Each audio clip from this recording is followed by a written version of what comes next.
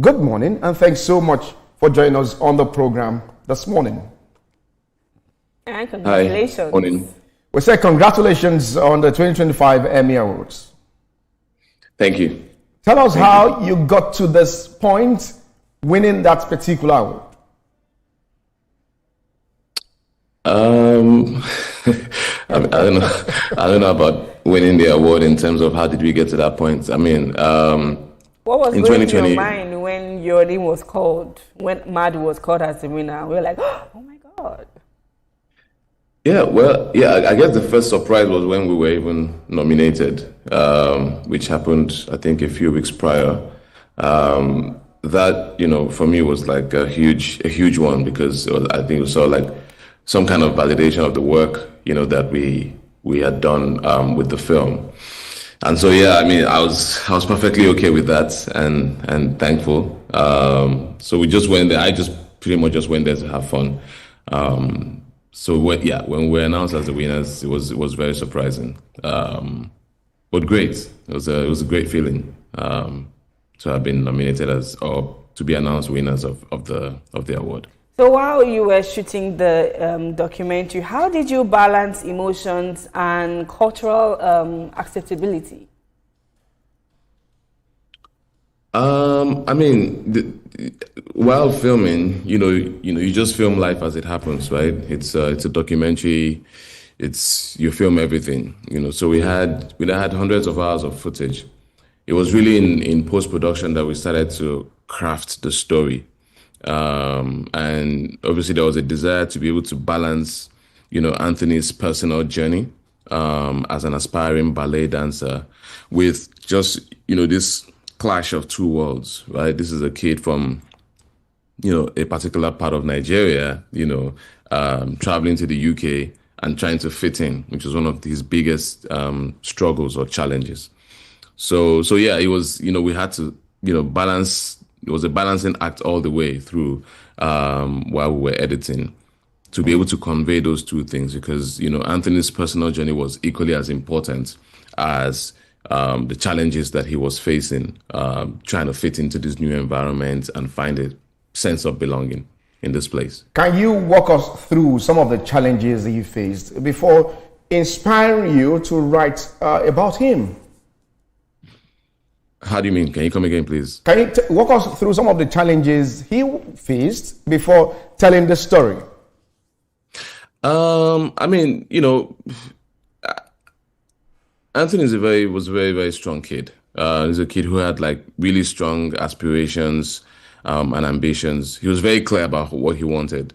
And so for us, the first most important thing really on our own side was to earn his trust, earn the trust of his family, to trust us enough to be able to tell his story. Anthony's personal story within the context of the film really is the story of just resilience and courage. And just that dogged desire to want to achieve your dreams, regardless of what anybody says. Ballet, in that sense, is people would think that, this is not something that, a boy should do. And obviously he faced a lot of bullying as well, growing up. But he didn't give up on his dreams, which is really remarkable for an 11-year-old, right? You would think that, peer pressure would make him feel like, okay, I don't want to do this anymore. But Anthony also had the great support of his mom, who's like a really motivating factor in his life and continued to encourage him. So that was one thing that really kept him going all the way. But again, as with the documentary, your job as a documentary filmmaker is to document life as it happens, right? And then you figure out how to craft the story when you start to put it on the timeline. Let's talk about your career now. Many Nollywood filmmakers like to focus on fiction, telling African stories regardless, but you chose documentaries. Why? Yeah. Somebody has to make docs. But I particularly love the non-fiction genre. I'm drawn to stories of real people, real stories, real heroes, people that you can actually point to and say, oh, wow, this is someone that I actually know. He lives in so and so place. Madu could have been a scripted film, a narrative, which is great and could have also served its purpose. But I think that knowing that, oh, look, this kid actually is someone that lives in a place in Nigeria. This is a real story. I think it also has its own value, and packs a punch. I feel also that, documentaries have an important role to play in society to really sort of like awaken our consciousness to certain issues, inspire us, educate us, entertain us. So yeah, it cannot be a genre that should be overlooked. Yeah. And so yeah, I feel like as a documentary filmmaker, I have a role to play in that sense. As everyone else is doing, narrative, All there right. should be some people also focused on nonfiction. Let's talk about the business of filmmaking in Nigeria. How far have we gone in this, and what do we put in place to make it better? So whenever I'm asked this kind of questions, I always sort of like focus on documentary filmmaking. That's a genre that I'm involved in.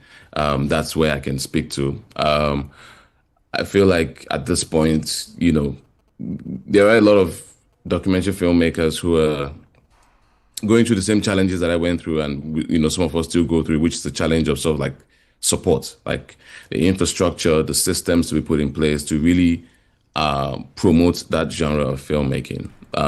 Again, I would say that it's not a genre that should be overlooked, right?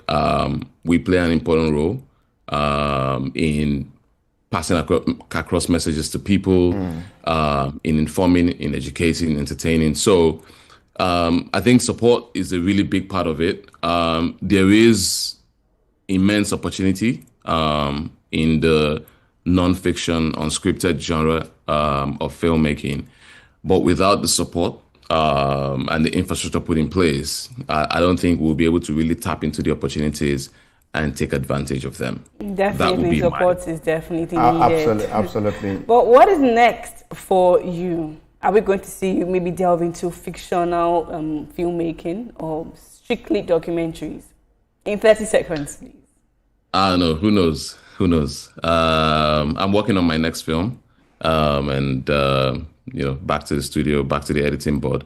I'll keep telling stories. That's really what I can say. Whether it's scripted or unscripted, I'll keep telling stories. So we'll just have to wait and see. It's a fine place to leave it. Nigerian documentary filmmaker Joel Benson, many thanks for joining us on the program this morning. Thank you. We'll take a breather and we'll be back with more. Join us again.